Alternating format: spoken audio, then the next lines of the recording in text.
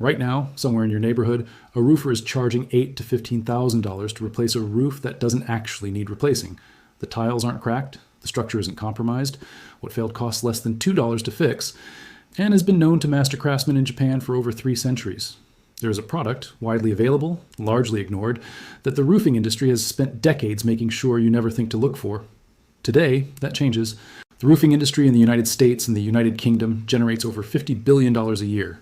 A significant portion of that revenue comes not from genuine structural failures, but from homeowners who simply don't know what they don't know. You call a roofer because water is getting in. The roofer climbs up, shakes his head with that practiced look of professional concern, and tells you the whole roof needs to go.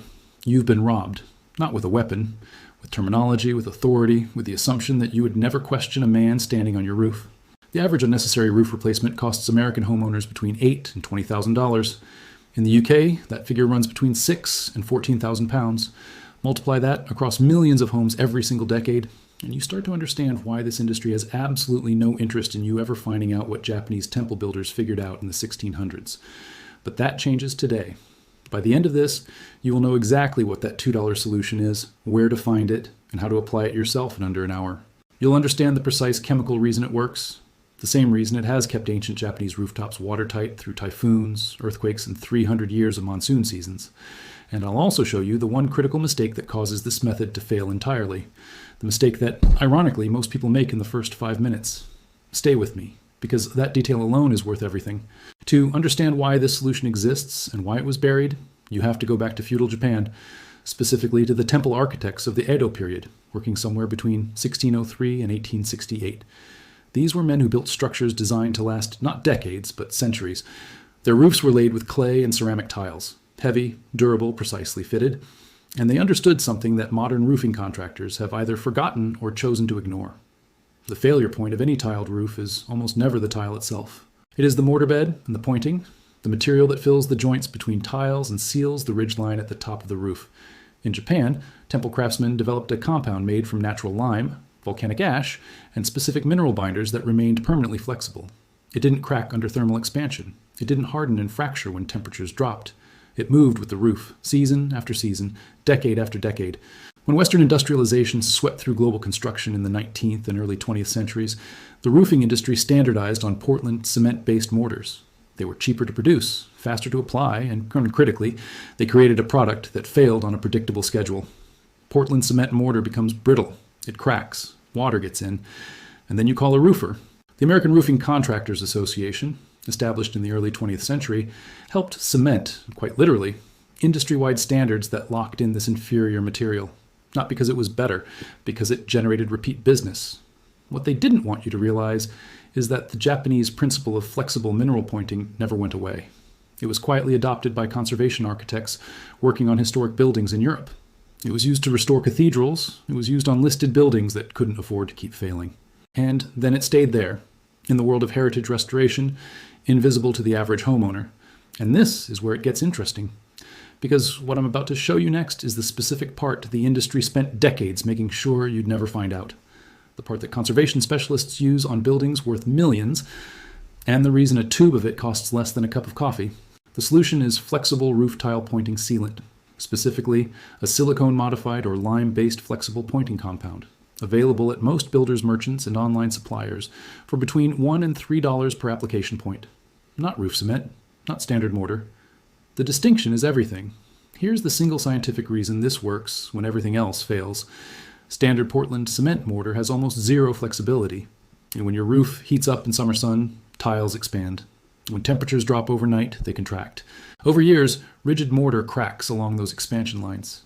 Hairline fractures, invisible from the ground, but wide enough for water to track underneath the tile and into your roof structure. Flexible silicone-modified pointing compound moves with those temperature cycles. It expands and contracts in sync with the tile. There is no cracking because there is no rigid resistance. Japanese craftsmen understood this principle empirically, centuries before materials science could explain it in molecular terms. What they knew intuitively, conservation engineers have now proven repeatedly in controlled studies on heritage structures across Europe and Asia. And here is what nobody else will tell you. The same compound is rated for over 25 years of continuous exposure in full weather conditions. A single tube applied correctly will outlast the roof warranty your contractor just sold you. Stay with me, because the application is where most people either get it right or lose everything they've gained. If you found this useful so far, the people watching this channel are homeowners who've decided they're done being the most profitable customer in the room. There are more of us every day. Now, here's exactly how you do this. You will need a tube of flexible tile pointing sealant. Look specifically for the words silicone-modified or fiber-reinforced flexible pointing on the label. Avoid anything that says roof cement or bitumen-based. Those are rigid compounds that will fail inside 3 winters. You'll also need a caulking gun, a stiff brush, a garden hose or pressure washer on a low setting, and a dry day with temperatures above 50 degrees Fahrenheit. Begin by getting safely onto your roof. Use a proper roof ladder hooked over the ridge. Never lean a standard ladder against the tile surface. Once up, your first task is inspection. Run your eye along the ridgeline, the horizontal seam at the very top of the roof. This is statistically where over 60% of tile roof leaks originate. Look for cracking, gaps, or mortar that crumbles when you press it with a thumb. Then check the valleys, the angled joins where 2 roof planes meet, and the hip lines on a hipped roof. Step 2. Remove all loose and cracked mortar. Use a stiff brush and, where necessary, a cold chisel to clear out the failed material. Do not skip this step. This is the mistake that causes the entire method to fail. Applying new sealant over old cracked mortar is like painting over rust. It looks fixed for 2 months, and then everything underneath continues to deteriorate. The existing mortar must be cleared to a clean, stable base. Step 3. Dampen the clean joint with water. Not soaking wet, just damp. This prevents the porous tile from drawing moisture out of the sealant before it cures, which weakens the bond at the point that matters most. Step 4. Load your caulking gun and apply the flexible compound in a smooth, continuous bead along the cleaned joint. Press it firmly into the gap with a gloved finger or a pointing tool, ensuring full contact with both tile surfaces. Smooth the surface slightly. Not flat, but slightly proud of the surrounding tile edge so water sheds away from the joint rather than pooling in it. Step 5. Allow full cure time. Most flexible pointing compounds reach initial set within 4 hours, but require 24 to 48 hours for full weather resistance. Do not allow rain on the application within the first 6 hours. One warning that cannot be overstated. Do not apply this product in direct summer sun on a hot tile surface. The tile temperature can exceed 140 degrees Fahrenheit in peak sun, and the sealant will skin over on the surface before bonding to the substrate, creating a seal that looks perfect and fails within months. Apply in the morning or on an overcast day. Before wrapping up, there's one more thing about this solution that almost nobody talks about. And it matters if you live in a hard water area or a region with heavy moss and lichen growth. Flexible silicone-modified sealant has a secondary effect that rigid mortar never had. Because it doesn't microfracture, it denies moss and lichen the tiny entry points they use to anchor into roof joints. Rigid mortar cracks, organic matter colonizes the crack. Roots expand it further, and the cycle accelerates your roof's deterioration by years. Flexible pointing seals those anchor points permanently. Homeowners in the Pacific Northwest and in the wetter parts of the UK have reported that repointed roofs show dramatically reduced moss colonization compared to cement-pointed equivalents. Not because of any additive, but simply because the surface stays intact. Now consider what you are actually comparing here. The average roofer's quote for ridge repointing on a standard American or British home runs between $800 and $2,000 for labor and materials that will, using standard cement mortar, fail again within 7 to 12 years. The flexible pointing approach costs between $40 and $120 in materials for the same roof, applied in a Saturday morning, with a service life that comfortably exceeds 2 decades. Over a 30-year period, the traditional roofing industry model costs you somewhere between $2,400 and $6,000 in repeat pointing jobs.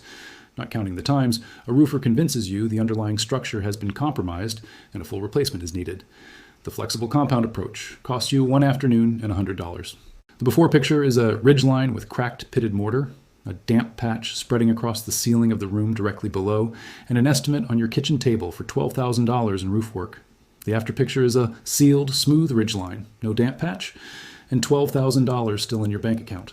In documented restoration projects on Victorian-era properties in the United Kingdom, properties with original clay ridge tiles still in place, flexible lime and silicone-based pointing applied as part of conservation work has shown 0 failure across review periods exceeding 15 years.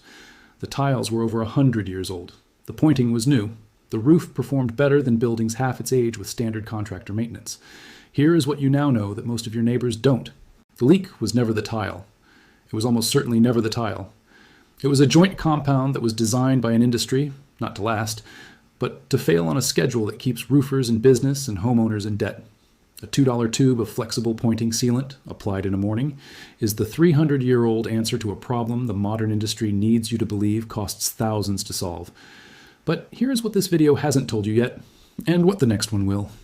The ridge and the hip lines are only one part of the picture. There's another area of your roof, one that most homeowners never think to inspect, where the same principle of failed rigid sealing is causing a different kind of damage, one that doesn't show up as a water stain on your ceiling. It shows up years later, silently, in a part of your home structure that is extraordinarily expensive to repair.